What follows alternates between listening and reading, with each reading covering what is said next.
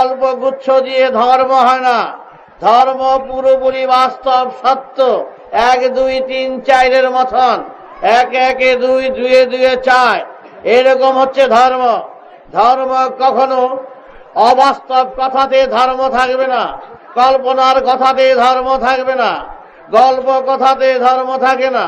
ধর্ম থাকবে পুরোপুরি বাস্তব, চন্দ্র সূর্য গ্রহ নক্ষত্র আকাশ বাতাস জল মাটির মতন থাকবে ধর্ম। আজকের সেই ধর্ম, যেই ধর্ম আজ সমাজের চারিদিকে চলছে, সেই ধর্মে কি কোনো অভাব অভিযোগ দূর করবার কোনো ব্যবস্থা আছে? সমাজে ব্রাহ্মণ ক্ষত্রিয় এবং জাতিগত যে বিবাদগুলো চলছে তাদের কোনো সমাধান আছে? খাওয়া পড়ার কোনো ব্যবস্থা আছে? বাল বাচ্চাদের শিক্ষার কোনো সুবন্দোবস্ত আছে? সবাই সেই সুযোগ কি পাচ্ছে? কোনো দিক থেকে কোনো সুরাহা?